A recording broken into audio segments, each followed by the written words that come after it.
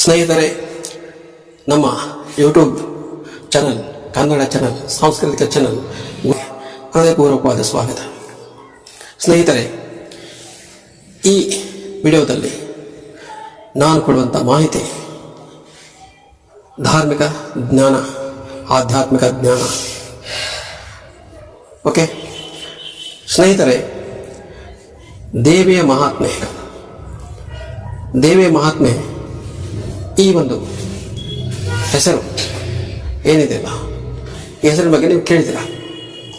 ದೇವಿ ಮಹಾತ್ಮೆ ನಾಟಕವನ್ನು ನೋಡಿರಬಹುದು, ದೇವಿ ಮಹಾತ್ಮೆ ಸಿನಿಮಾ ಚಿತ್ರವನ್ನು ನೋಡಿರಬಹುದು, ದೇವಿ ಮಹಾತ್ಮೆ ಗ್ರಂಥದ ಬಗ್ಗೆ ಕೇಳಿರಬಹುದು, ದೇವಿ ಮಹಾತ್ಮೆ ಮಹಿಮೆ ಬಗ್ಗೆ ಹಾಡುಗಳನ್ನು ಕೇಳಿರಬಹುದು, ಇನ್ನಿತರ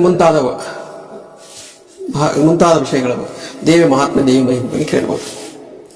ನಾನು ಇಲ್ಲಿ ಮಾತಾಡೋದು ಏನಂತಂದರೆ, ದೇವಿ ಮಹಾತ್ಮೆಯ ಗ್ರಂಥ ಪಾರಾಯಣ, ದೇವಿಯ ಗ್ರಂಥ ಮಹಾತ್ಮೆಯ ಪಾರಾಯಣ ಎಷ್ಟು ಮಹತ್ವದಿಂದ ಕೂಡಿದೆ.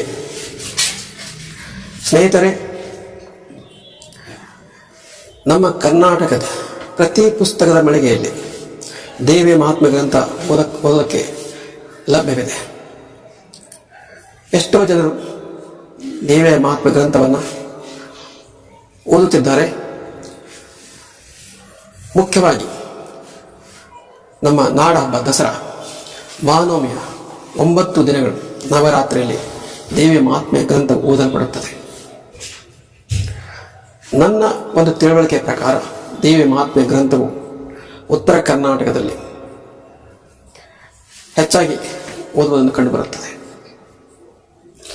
ಇನ್ನು ದಕ್ಷಿಣ ಕರ್ನಾಟಕದಲ್ಲಿರ್ಬೋದು, ಅಥವಾ ಉತ್ತರ ಭಾರತ ಇರ್ಬೋದು, ಅಥವಾ ದಕ್ಷಿಣ ಭಾರತ ಇರ್ಬೋದು, ಎಲ್ಲ ಕಡೆಯೂ ಕೂಡ ಆ ಶಕ್ತಿ, ಸ್ತ್ರೀ ಶಕ್ತಿ ದೇವಿ ಒಬ್ಬಳಿದ್ದಾಳೆ.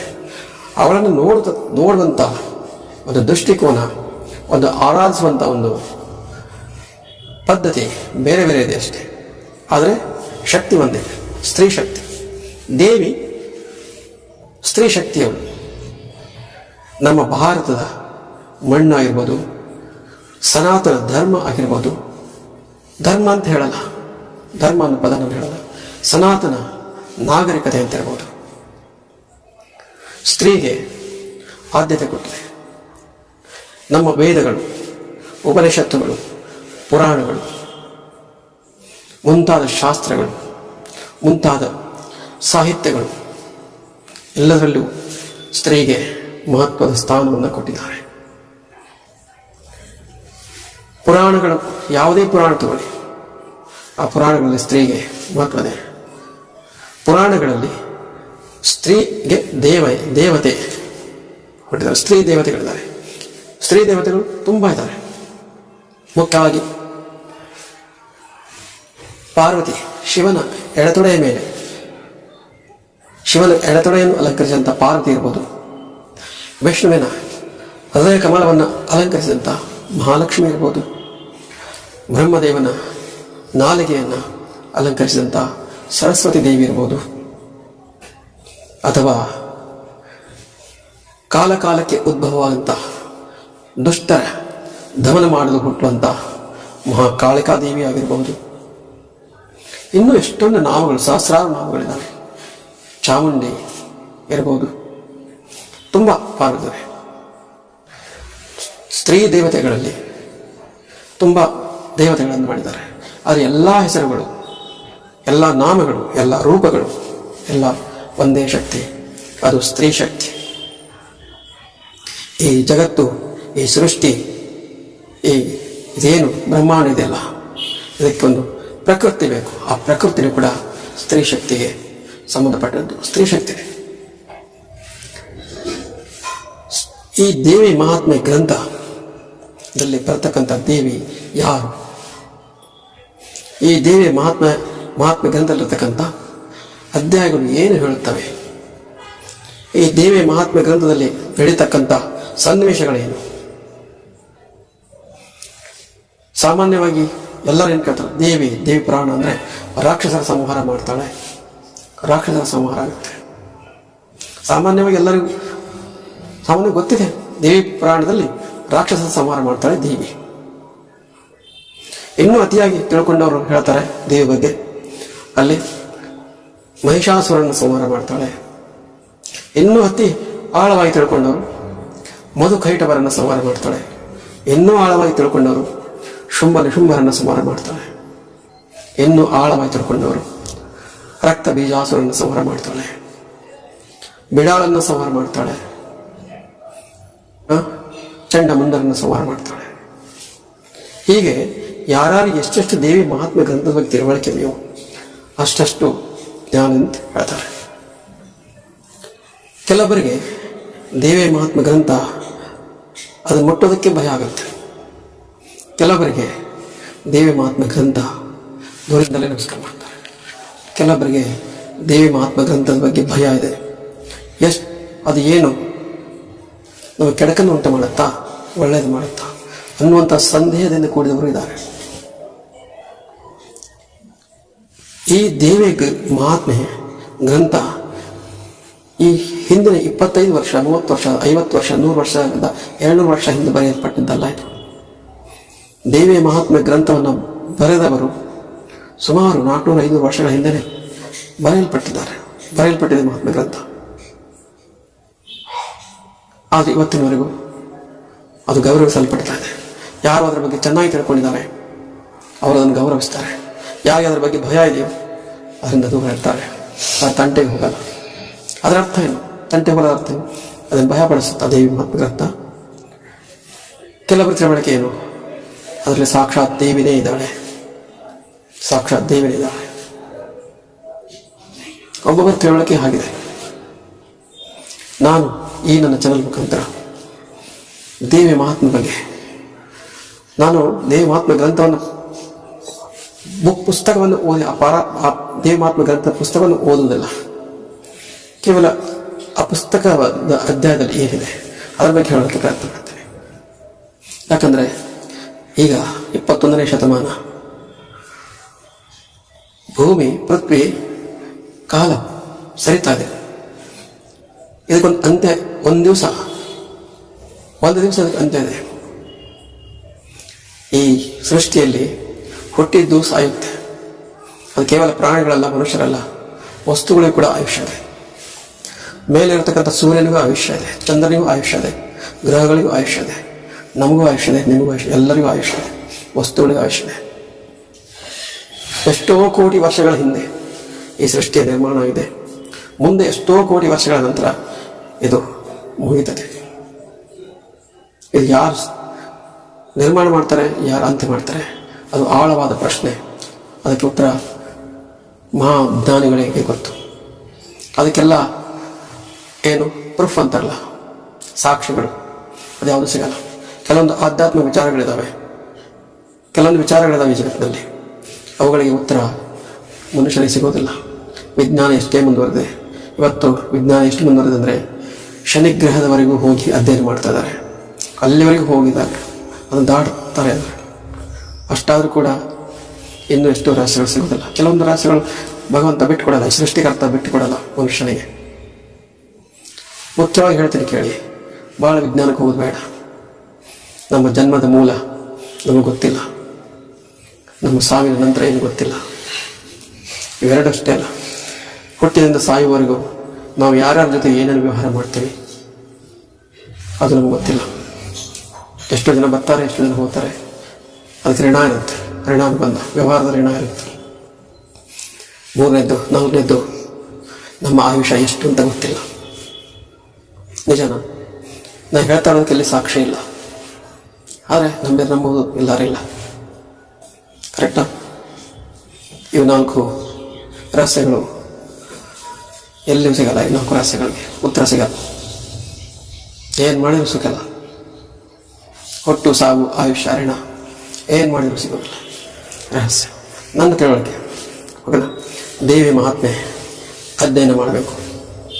ಓಕೆ, ಅಧ್ಯಯನ ಮಾಡಿದ್ರೆ ಅದರಲ್ಲಿ ಏನಿದೆ? ಸರಿ, ರಾಕ್ಷಸರ ಸಂಹಾರ ಆಗುತ್ತೆ. ಅದರಲ್ಲಿ ತುಂಬ ಜನ ರಾಕ್ಷಸರು ಬರ್ತಾರೆ, ಮಹಾರಾಕ್ಷಸರು ಬರ್ತಾರೆ.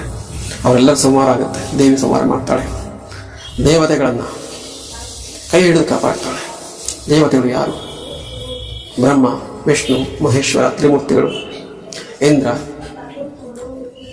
ಅಷ್ಟದಿಕ್ಪಾಲಕರು, 33 ಕೋಟಿ ದೇವತೆಗಳು, ಅವರೆಲ್ಲರನ್ನೂ ಕಾಪಾಡ್ತಾಳೆ.